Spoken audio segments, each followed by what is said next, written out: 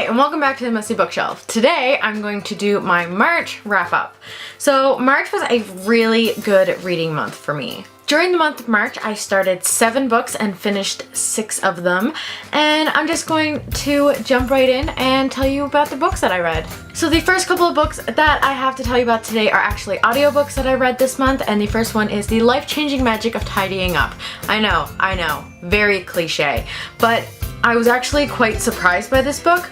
I received it free through Audible with a discount code, so I decided to give it a chance, and I actually learned quite a lot from it, and I kind of highly recommend you definitely check this out, especially if you are a bit on the messy side like I have a tendency to be.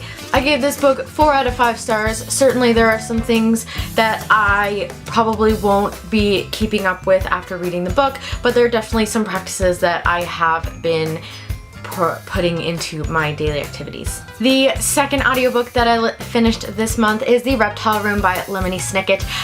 As I mentioned last month, I've decided to read the entire series of Unfortunate Events before the next season comes out. So I've been reading 1 book a month. Now I only had the first 2 in audiobook, so I probably won't be getting to 1 this month since I don't own a physical copy of the 3rd one as well. But hopefully in May I will pick this back up. I really enjoyed The Reptile Room.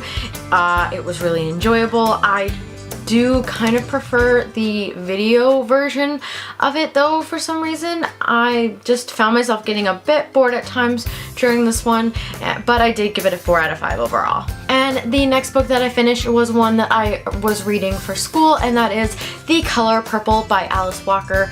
This was actually a bit surprising for me because normally I don't enjoy the books that I'm forced to read for school, but I actually really enjoyed this one right from the get-go. This tells the story of Sally, who had an abusive childhood and ends up getting married off to this horrible man, and her sister runs away and they lose contact. And throughout the story she kind of learns how to be a strong, confident woman from the women that come into her life and from finding her sister again. Oops, spoiler alert. But I really enjoyed this one. It's told in letter form. That's letter form. It's a bunch of letters to either God or her sister, or to her from her sister.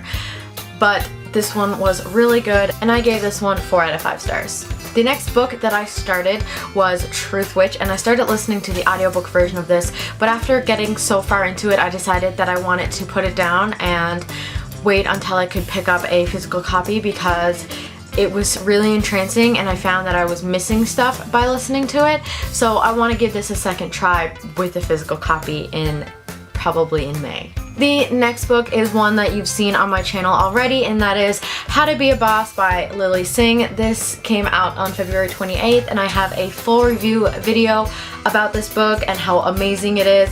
Lily is a YouTuber here on YouTube, also known as Superwoman II. She is really fantastic, and this book is very, very, very inspirational. I highly recommend it. I gave it 5 out of 5 stars. To give myself a break with something light and fun to read, I picked up Lumberjanes Volume 2 by Stevenson, Ellis, Waters, Allen, and Alejo, Friendship to the Max.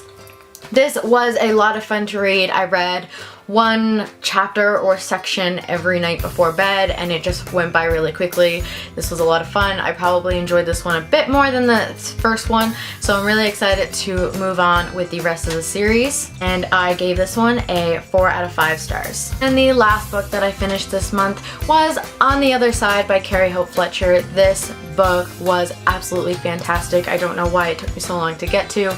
This tells the story of Evie, who has just recently passed, and she realizes that she can't pass into her heaven until she lightens herself of secrets that she's been keeping her whole life. So it goes back and forth between the past and the present, and her journey telling her secrets and making herself light enough to get back into her heaven, which just happens to be one of her old apartments.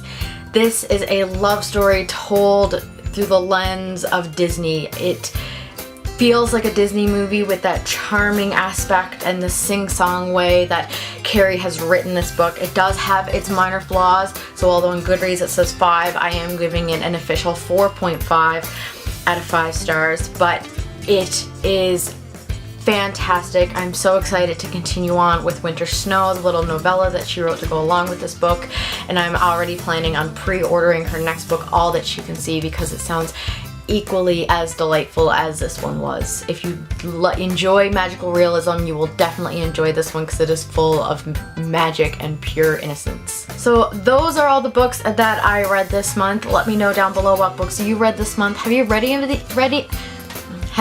any of these and what did you think?